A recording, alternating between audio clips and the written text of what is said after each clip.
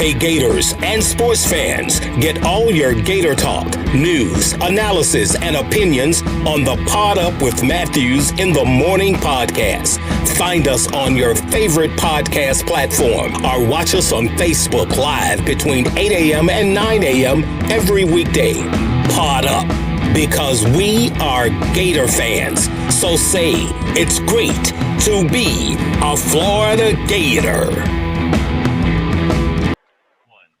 Good morning and welcome to a Thursday edition of the program. It's Pod Up with Matthews in the morning from the Crime Prevention Security System Studios. Large enough to serve you, small enough to care. It's Thursday, you know what that means. We're going to be joined here in just a second by our college football analyst, Brent Beaird. Second portion of the show, we continue our 80s flashback.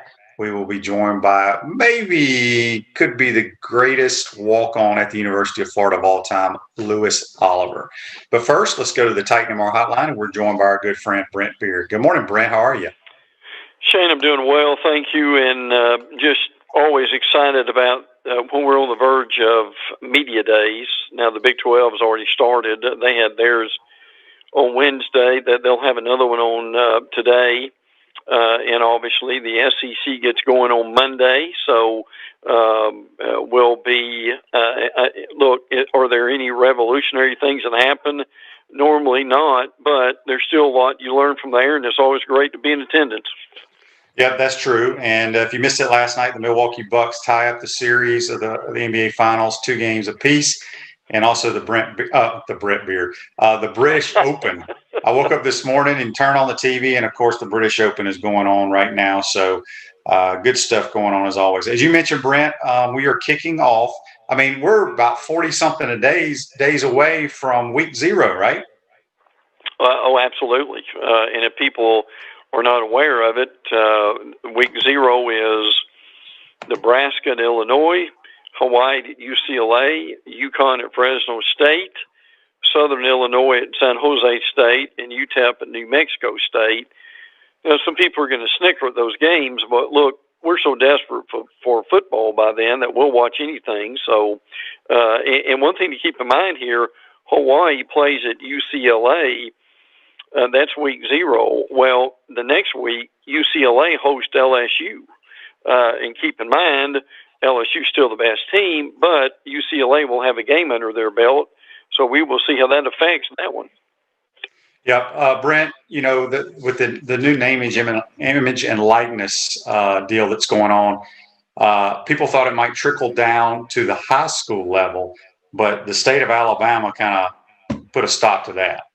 I think we're going to probably see more of this, and Alvin Briggs is their new high school director for the state, and they came out with a policy that it should be understood that the changes for college does not apply to high school athletes.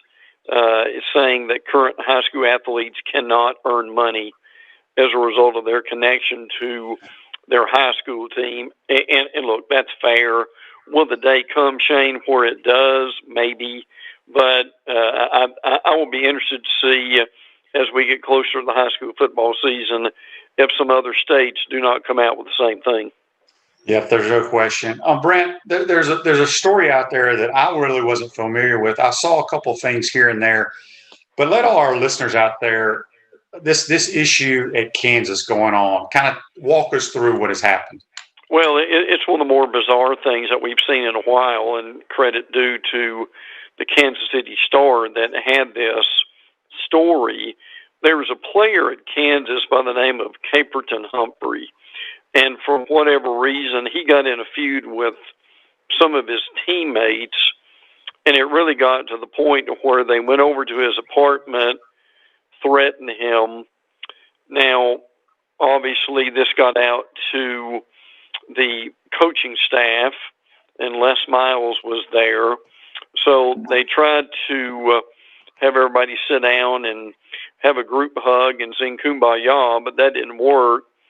And then, of all things, and this is pure Les Miles here, Les wanted to get them out on the field and basically let them work it out on the field, either going against each other in drills or whatever, but that didn't work. So it really finally came to the point where, and there's almost no other way to say it but this, that the final resolution was that the Kansas Athletic Department agreed to pay Caperton $50,000 to go home. So, I mean, he said he was threatened with and harassed by his teammates. So, I mean, it's as unusual a story as we've seen in quite some time. Not sure what's going to come out of this, frankly, but Shane, does that give you a little bit of a microcosm of what the state of affairs at Kansas over the last few years? Yeah, it's and I can't even remember who they hired after they let Les Miles go. Who's their new coach? Hang on a minute. It's on the tip of my tongue, and I'll tell you. Yeah, I didn't mean to put you on the spot there, but that tells you we don't really know. Well, look, I think what you've got here is Kansas is just it's really amazing. Mangino did the job that he did at Kansas, and I give him a lot of credit for being able to do that at this point too.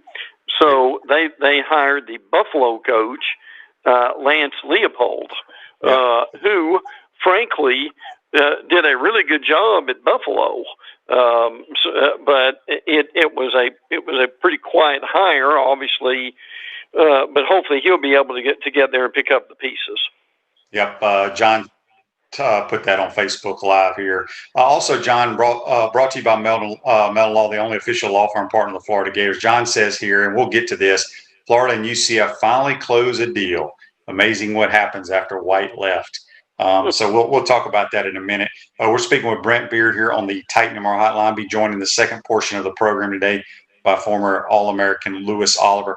Brent, when you go over to Hoover this week, what are some of the storylines that you think that you're interested in, or what most of the media is going to be asking these coaches? Well, everyone will ask them about name, image, and likeness, and everyone will ask them about the playoff expansion. And then after that, you'll have the kind of the individual team stories, if we can say it that way, such as can Alabama repeat? And again, Nick Saban won't like the question, but it's an honest question.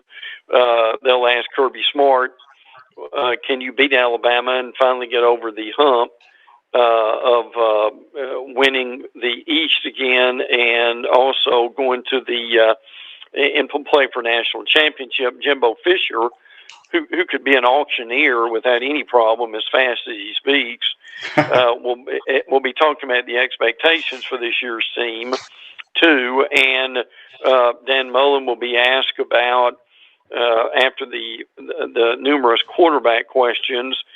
He'll be asked about can you be able to win the East again? How far can this team go? I think Mullen will probably be asked about, to be fair, some of his behavior, such as the near brawl in the Missouri game, the Darth Vader outfit, calling his team, scout team, after the loss to Oklahoma. I can see some of that coming. LSU will get a lot of questions, obviously, about everybody that's coming back, but the big question is going to be, what about Title IX? And I'm guessing that, Shane, don't you think Ed Orgeron's going to make some kind of comment in the beginning that says, guys, the Title IX is an ongoing investigation, and at this point I can't say anything about it. Yeah. Because if he doesn't nip in the bud in some way like that, he'll get 6 consecutive questions about it. Yeah, and he's gonna make that opening comment, and then 10 minutes into his interview, some reporter's going to ask something along the lines, and he's going to say the same exact thing he said at the beginning of the interview. Right. He's already got that little line memorized. Yeah. So Brent, So Monday, you got the Gators, the LSU Tigers, South Carolina. Tuesday, Georgia, Kentucky, Ole Miss, and Tennessee. Then Wednesday's Bama, Mississippi State, A&M, and Vandy. And then Thursday, it's kind of a snoozer. You got Arkansas, Auburn, and Missouri. So every team is pretty much taking 2 players. Give us a rundown of the 2 players each school is going to be bringing to Hoover. Yeah, I'll do that quickly. Alabama has John Mechie at wide receiver. He's going to be one of the better ones. Fedarian Mathis, really good defensive lineman. Arkansas is Myron Cunningham, an offensive lineman, and Grant Morgan, a linebacker, who's one of the better linebackers in the league. It seems like Grant Morgan's been playing for like 10 years. It really does, but he is really good, and he just makes plays. Mm-hmm. Auburn, no surprise, Bo Nix, the quarterback, and the linebacker, Owen Papio. Florida, Zach Carter, and Ventrell Miller, obviously 2 of their better defensive players. Georgia has J.T. Daniels at quarterback, Jordan Davis at defensive line, Darian Kennard for Kentucky, and Josh Paschal, an offensive tackle and defensive end for the Wildcats. For LSU, offensive tackle Austin Deculus and Derek Stingley Jr., defensive back, who frankly may be the best player at all the teams at media days, along with Matt Corral at Ole Miss, who will be their quarterback. Jalen Jones, defensive back. Mississippi State is Aaron Brule, linebacker, and Austin Williams, wide receiver. Missouri is Akel Byers, defensive lineman. Case Cook, offensive lineman. South Carolina, Kingsley Ingambar, defensive end. Nick Muse, a tight end. Tennessee, Velas Jones and Alante Taylor, a wide receiver, defensive back. A&M, 2 of the best. Kenyon Green, offensive lineman. DeMarvin Leal, defensive lineman. And then Vanderbilt, Bradley Ashmore, offensive lineman. And Davian Davis, a defensive lineman. Now, if you stomped a bunch of cars on 301 this morning and gave them that list without giving them the team, I'm not sure how many people could do that. Shane, of all the lists that you've heard from SEC media days, the 2 things that stand out to me are the lack of quarterbacks that have been brought, and I get it why they're not, because so many of them are inexperienced.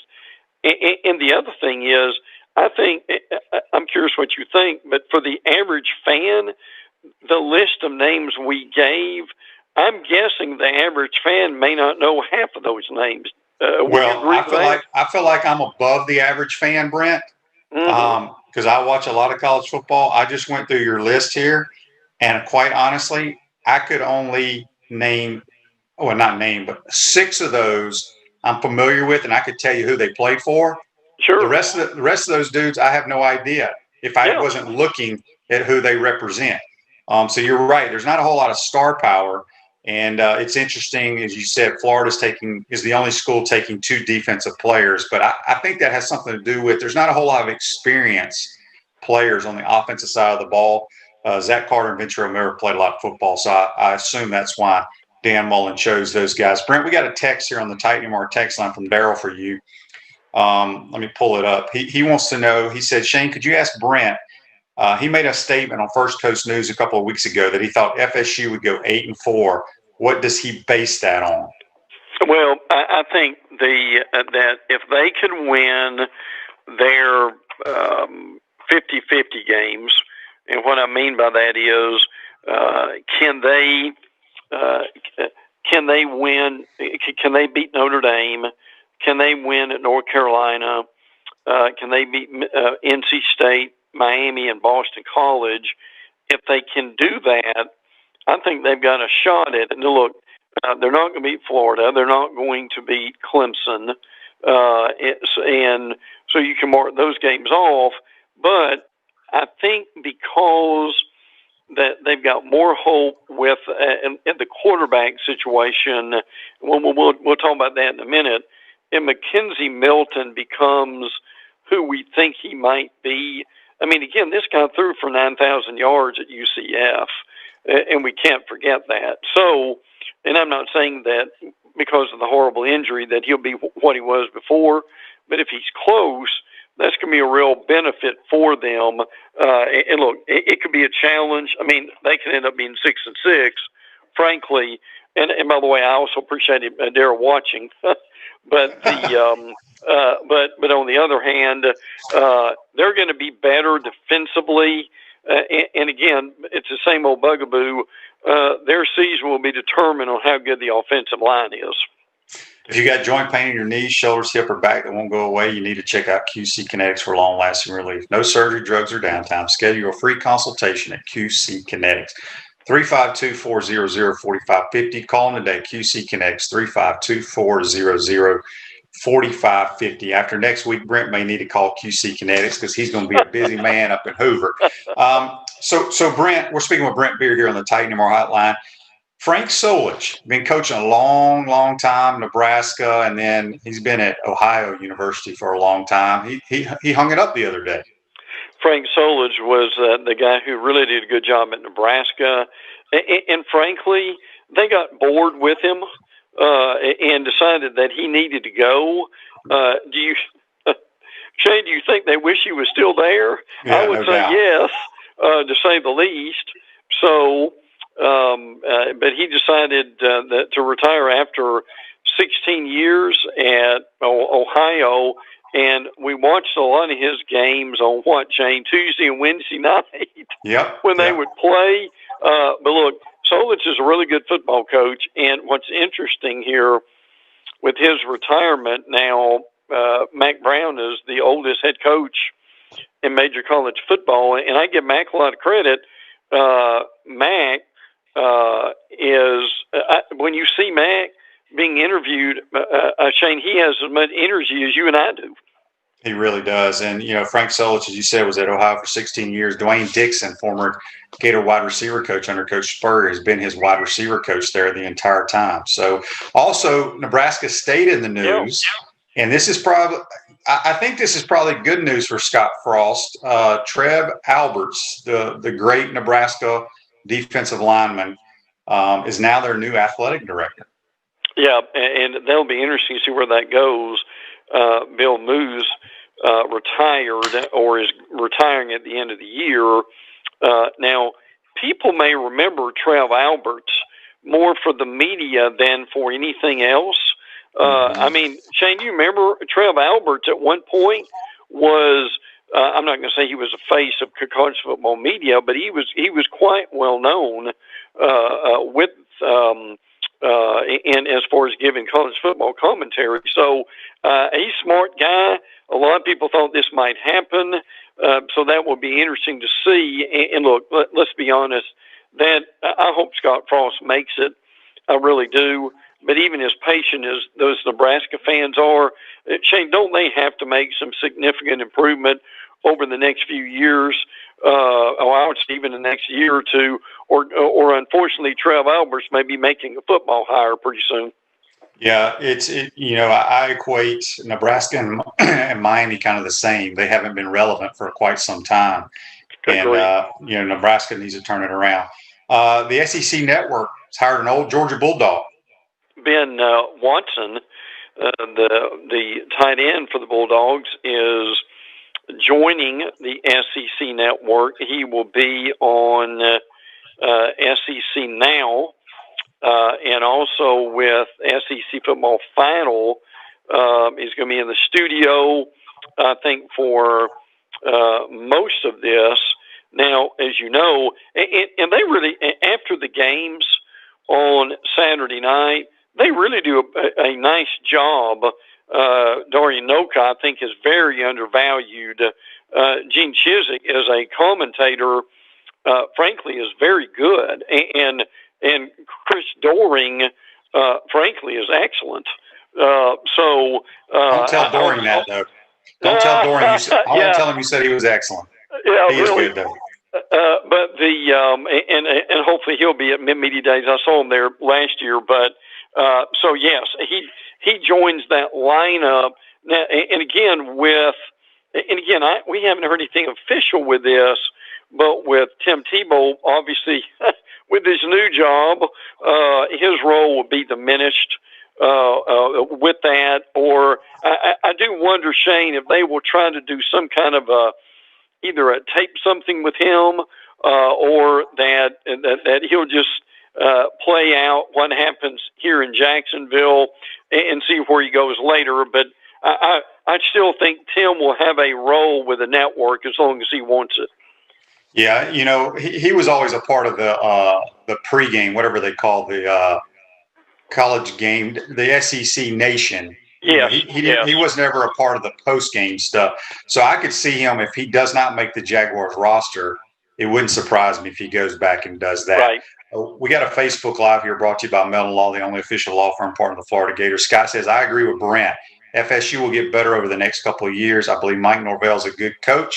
You don't go 11-1 at Memphis and go to the Cotton Bowl with mirrors. This is an improvement for FSU over Taggart.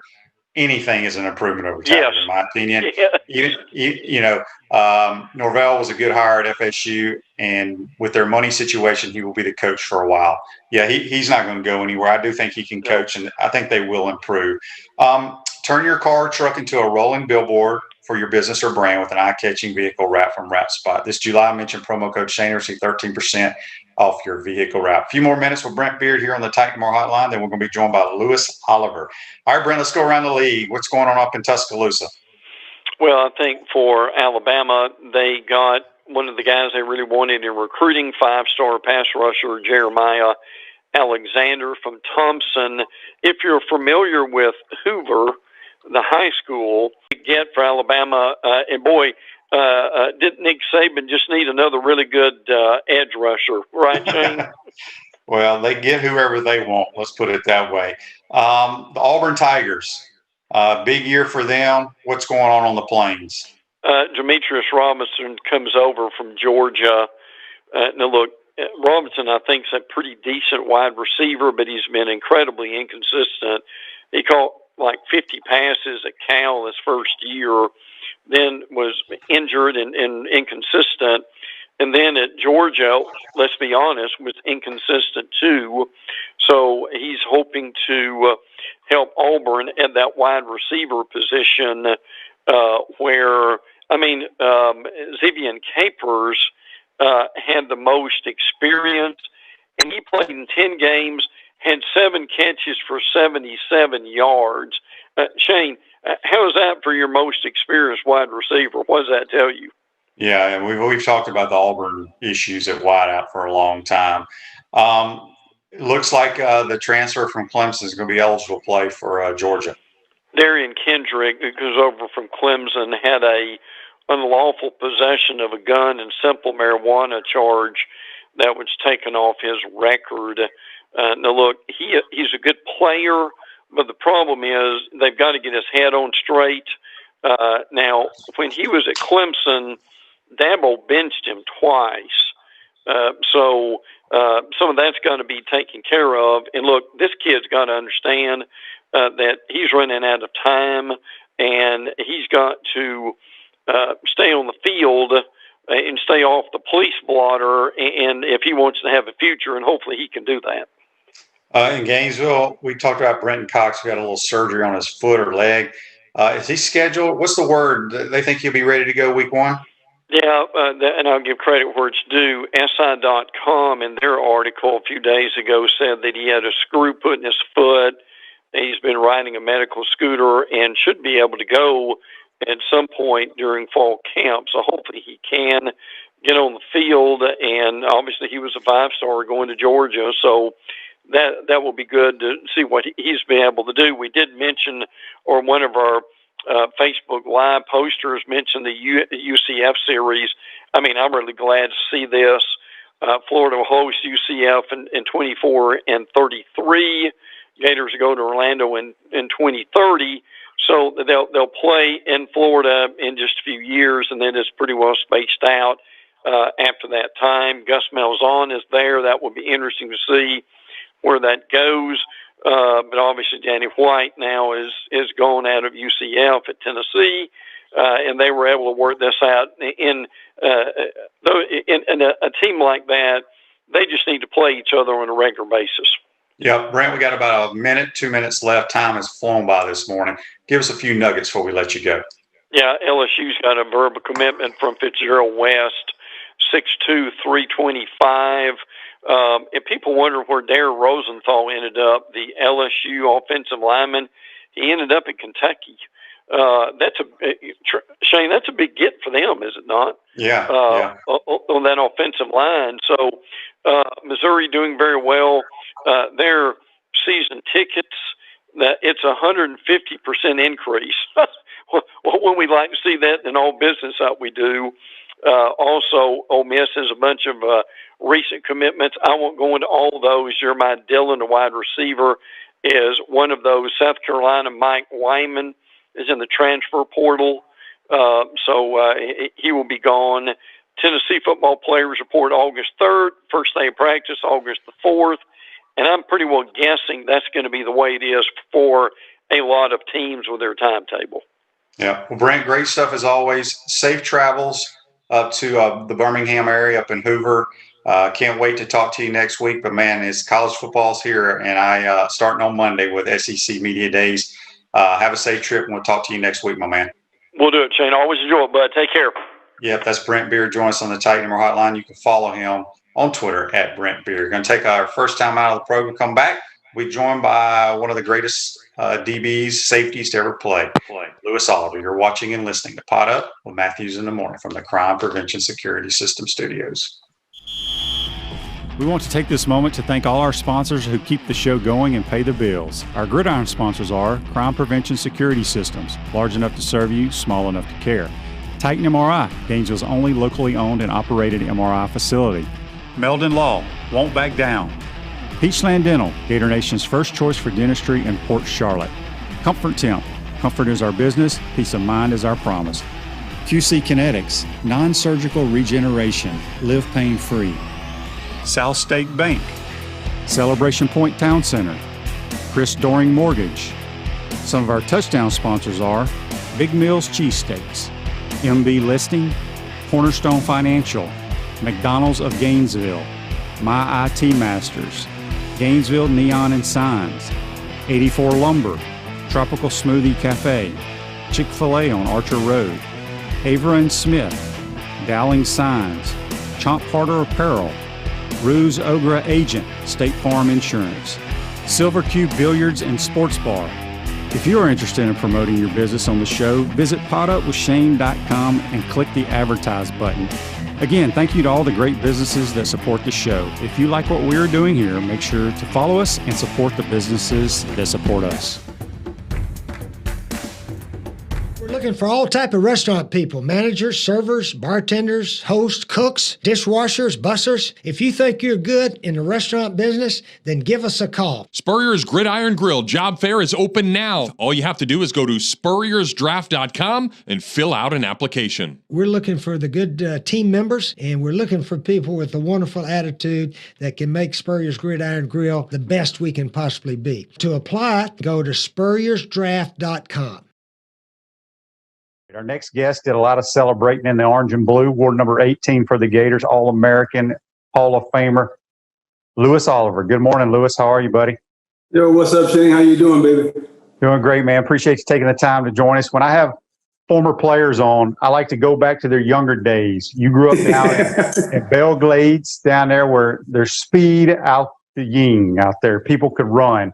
Let's talk a little bit about, obviously, you were a great player down there. How big were you in high school when you were being recruited? Well, I didn't get recruited, Shane. Well, that's the reason I wanted to say. I want to know how big you were and why these people didn't give you a scholarship. Well, coming out of high school, I think I was probably about 6 feet, about 185, 190 pounds. Wow. So, you didn't get recruited. No. You played for Belle Glades Central. Did you have other schools that you had an opportunity to walk on at, and what made you choose to come to Florida as a walk-on? Well, I mean,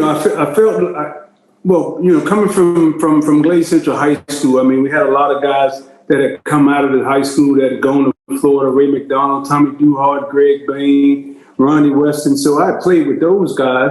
So I just felt like, if those guys were going D1 and I played against them and practiced against them every day, I felt like I could play D1 ball. But I had other offers from lower end school, from some Ivy League schools, since I was pretty smart and and that type of stuff. But I just wanted to play football. I had colleges like Rice and Western Kentucky, Eastern Kentucky, Brown and Princeton and Holy Cross and places like that. So I just felt like, since I got a partial academic scholarship to Florida, I'll go there, walk on, make the team, and yada, yada, yada. So I just took my chances in Gainesville. I felt like Florida State was too far from Belgrade, and at that time, the University of Miami was too close with a lot of the protests and the riots and stuff down here, and I didn't want to be involved in that. So I took my talents to Gainesville. Yeah, you came to Gainesville and obviously became a tremendous player, no doubt about it. But I would say, if we put a poll up, who's the greatest walk-on player ever in the history of Florida, it would probably be, I would say, Louis Oliver, Kerwin Bell, or Chris Doring. Probably one of those three would be on everybody's list.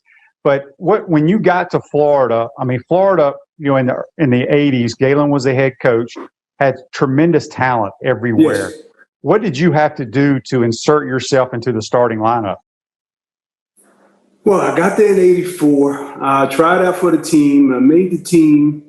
I played the first two games. I played the University of Miami game, and then the second game we played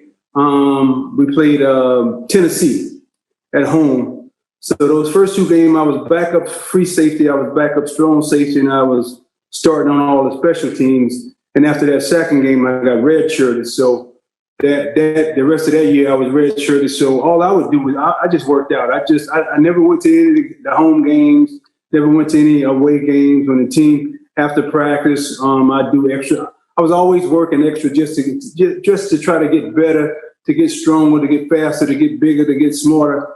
And that's all I did. I just tried to outwork everybody that I could possibly, that came and tried to put on a uniform and play in front of me. Let's talk about you. You were there, a true freshman in '84, and a lot of people that have followed Gator football for so many years talk about those '84 and '85 teams, all the freaking talent.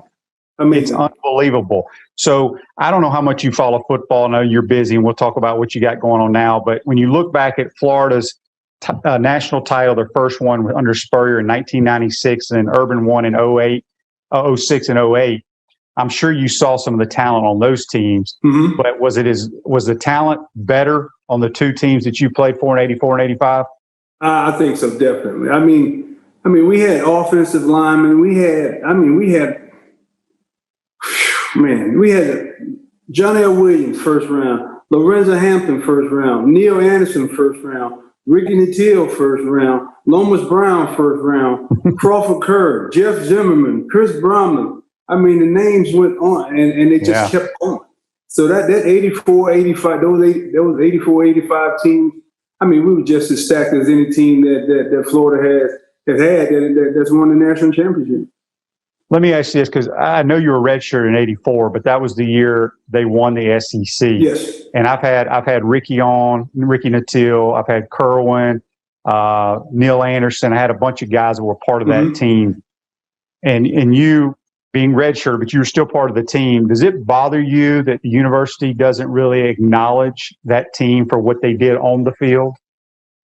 No, we know. We know what we did, and everybody that we played against knew what we did, and that year we went on probation, so they took away a lot of titles and yada yada. But still, we kicked a lot of ass on the field, so you can't take that back. Yeah, that's so true. Let me ask you this: when you look back at your Gator career, is there one moment that stands out in Louis Oliver's mind that was like the best moment you had as a player? Oh man, I don't know. I would probably say that Florida State game in 1985. That kind of, Ricky Knight, who was the starting strong safety at that time, he got hurt right before halftime, and they put me in. And then we were playing in the first. I remember the first play. Their receiver Holloway ran a quick slant, and I broke his collarbone. And about 2 plays later, they threw a deep pass to the opposing sideline, and I intercepted it. And then about fourth quarter, they had 3rd and 1, 4th and 1 on the 2-yard line, and I tackled their their starting fullback for 2-yard losses, two plays in a row. So that game would probably stand out the most to me. Who is, now the league has changed a lot. You have the different East and the West, but when you look back at your career, was there one opponent that you look forward to playing every year? Would it be, y'all played Miami, I think, every year when you were playing. Yes. Would it be Miami, Georgia, Florida State, or all of them? Man, I would rather play games like I would rather play teams like UM, Georgia, Auburn, Tennessee, LSU every week. Don't give me no passes. I don't want to play easy games for homecoming. I don't want to play non-conference games that teams aren't at the level that we are. Give me the best that you got to play every week. Yeah, I agree with that 100%. So, Lewis, is there who out of the guys that you played with in your 4 and 5 years here, do you still have a really good bond with a lot of the former players? Y'all keep in touch? Oh man, we keep in touch a lot. Matter of fact, we were going to do a Zoom last night, but they want to push. The guys didn't have enough time, so we're going to do a Zoom this coming Monday night, right before Monday Night Football. So it's going to be about 25, 30 guys: Ron Moulton, Anthony Williams, Ronnie Weston, Clifford Charlton, Todd Gatlin, Pat Moore, Buddha. I mean, these are just nicknames. I mean, we got so many guys that are waiting for this thing this coming Monday, so I'm looking forward to that. Yeah, those names ring a bell because all you guys were seniors my true freshman year. Right. And yeah. man, I was intimidated by you guys. Y'all were some specimens. And you said when you came to Florida, you were about 190 pounds? Yes. And then you left at about, what, 225? I left, I grew 3 inches when I was there. I got up to 225 pounds, and, 4'3", 540, and yada, yada, yada. Yeah. What was it like playing for Galen Hall? I mean, Coach was great. I mean, Coach was fantastic. I mean, hey, man, our teams were, I felt like when we were playing, being that we were on probation for so long, it's like either we were stacked on one side of the ball and just adequate on the other side, and then some years we were stacked on the opposing side of the ball, and we never really got those after that 84, 85 season. I felt as though we never really got that whole both sides of the ball ready to just to put us on the level so where we can get back and play ball the way we did in 84 and 85.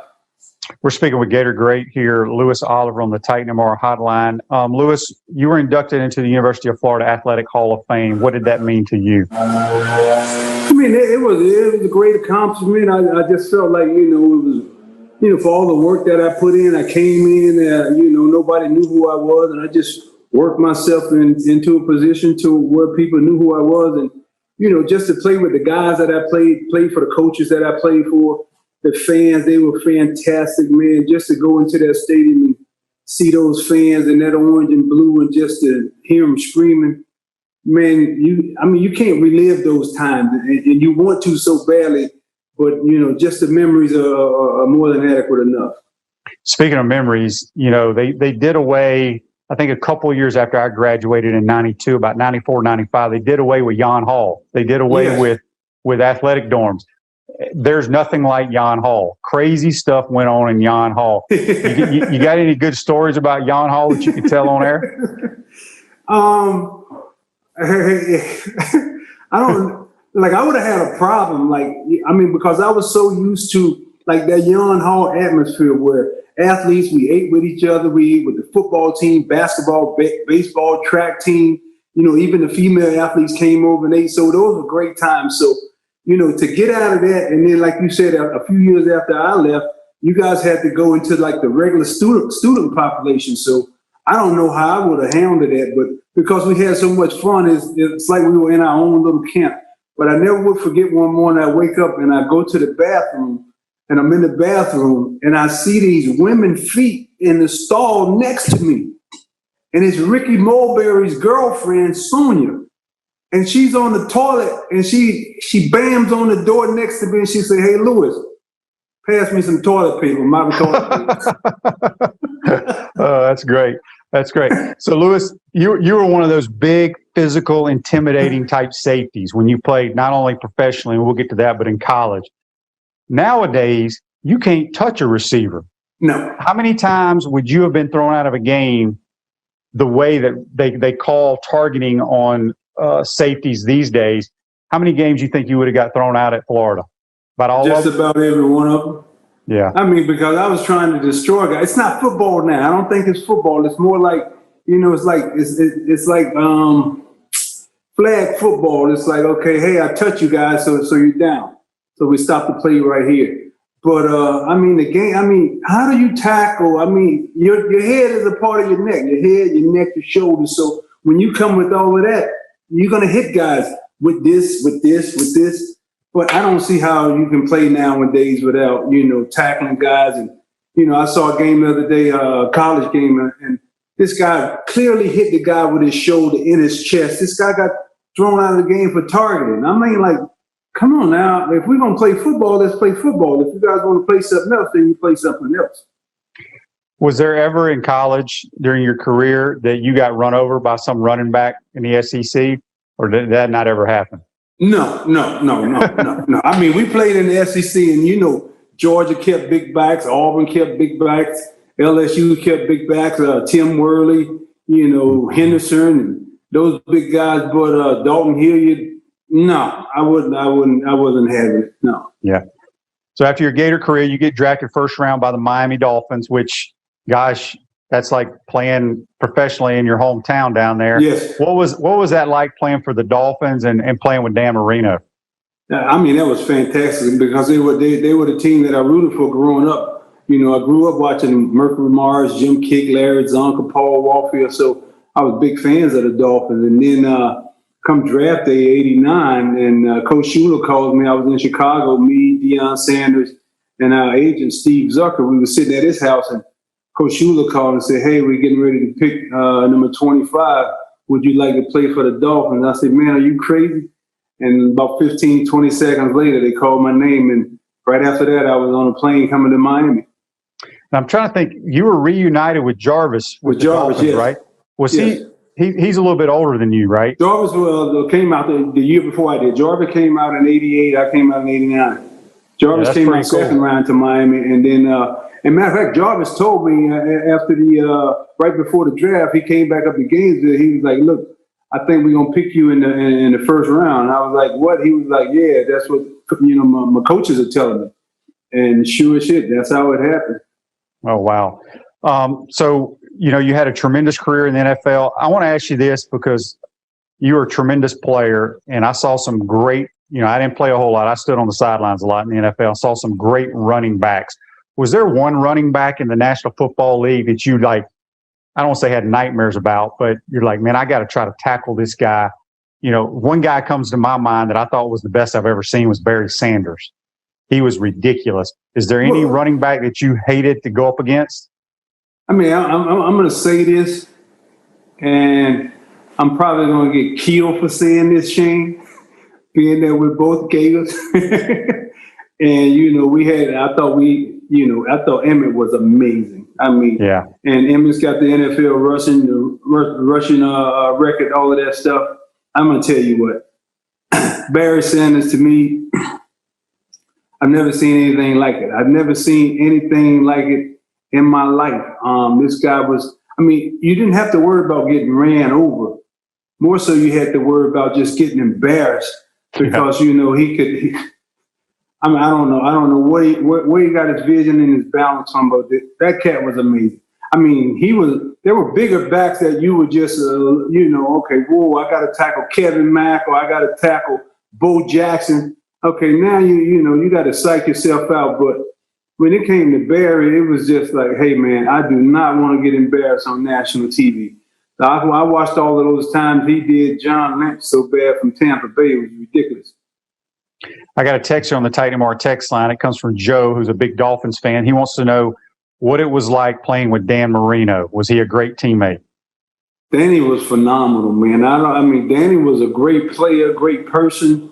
Danny was, I tried to go against Danny in practice more so than any other quarterback because I want a game day preparation all the time. So Danny helped me just hone my skills, pick up on my reads and really get into a nice comfort zone when I was playing the Jim Kellys and the Boomer Esiasons and the John Elways of the league. So, but just playing against Danny, he kept me sharp. As they say, iron sharpens iron. Danny definitely kept me sharp. What was it like playing for a legend in Don Shula? We lost Coach Shula this past year, yes. Or maybe it was, I can't remember when it was, but what was it like playing for him? Greatest coach I've ever had, one of the greatest persons I've ever met. Knew everything, knew every position, knew every player, he even knew as an offensive coach, he stayed mostly on offense, but he knew all the defensive plays and he knew where we were supposed to be. And those were the things that he always taught us as players. Don't just know what you're supposed to do, know what everybody's supposed to do. So he helped me out a great deal studying film because he was a defensive back when he played with the Colts. So he'd come in there, sit down, we'd go over film. He'd tell me, pick up on these keys, watch this player and watch this technique and watch this alignment.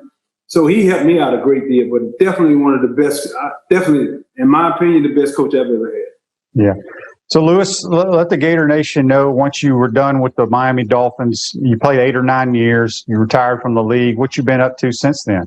But, I got into a lot of entertainment. I did, do a lot of entertainment stuff. I do a lot of real estate investing. And now that the pandemic has shut down the entertainment stuff, I got a new venture coming. I'm very excited about.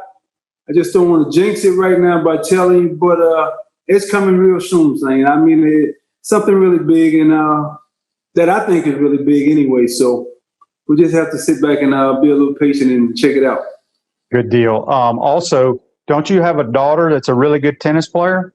Yeah, Layla. She's 8, but you're gonna see her real soon. She's a super talent. She's a talent.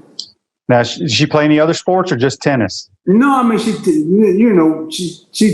strictly tennis. She's great in academics. So but she can run really good, and but she loves the tennis. So we're definitely going to keep her on the tennis track. So out of the 3 running backs that were at Florida when you were there, I think it was John L., Lorenzo Hampton, and Neil, right? Yes. Those 3? Yes. Which one was the hardest to tackle? John L. Williams. Yeah?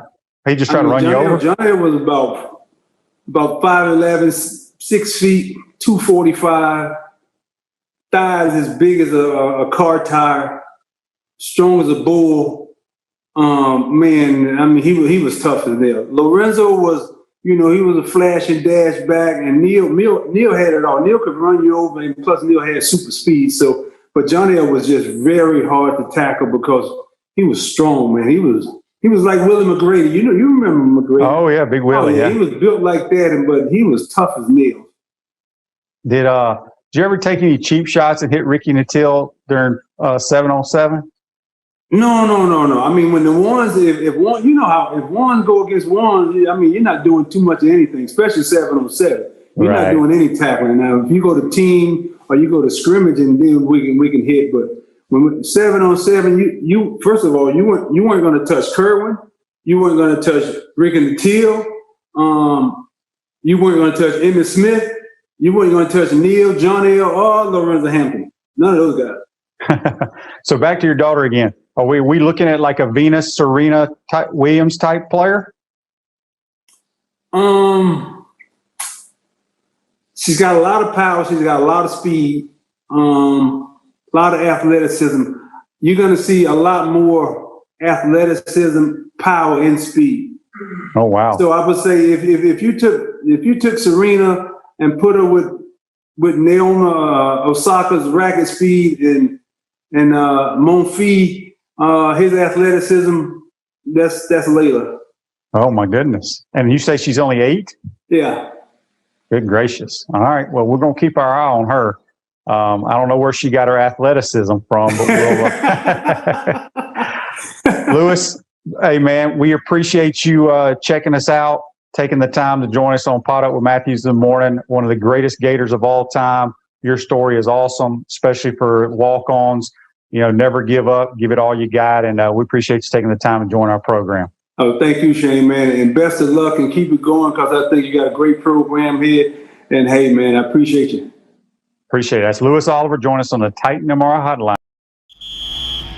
We want to take this moment to thank all our sponsors who keep the show going and pay the bills. Our gridiron sponsors are Crime Prevention Security Systems, large enough to serve you, small enough to care. Titan MRI, Gainesville's only locally owned and operated MRI facility. Meldon Law, won't back down. Peachland Dental, Gator Nation's first choice for dentistry in Port Charlotte. Comfort Temp, comfort is our business, peace of mind is our promise. QC Kinetics, non-surgical regeneration, live pain-free. South State Bank, Celebration Point Town Center, Chris Doring Mortgage. Some of our touchdown sponsors are Campus USA Credit Union, Adams Rib Company, Doreen Wiebe Realtor Caldwell Banker, MM Parish, Gator Dominoes, Celebrate Primary Care, Gator Bait Media, Wrap Spot, Okido America, Gators Dockside, Style Cuts, Ironwood Golf Course, Meadowbrook Golf Course, Silverback Concrete Company. If you are interested in promoting your business on the show, visit potupwithshane.com and click the Advertise button.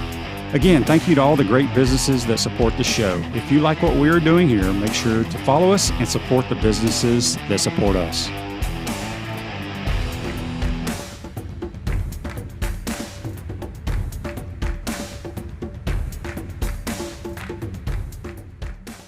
We're looking for all type of restaurant people, managers, servers, bartenders, hosts, cooks, dishwashers, bussers. If you think you're good in the restaurant business, then give us a call. Spurrier's Gridiron Grill job fair is open now. All you have to do is go to spurriersdraft.com and fill out an application. We're looking for the good team members, and we're looking for people with a wonderful attitude that can make Spurrier's Gridiron Grill the best we can possibly be. To apply, go to spurriersdraft.com. Trying to get the fans fired up. 2nd down and 10. Matthews rolling to his right, in trouble, can't find anyone. Now he throws it for Harrison Houston, who makes the catch. He's in the open field. Harrison to the 20. They're not going to catch him. Touchdown, Gators!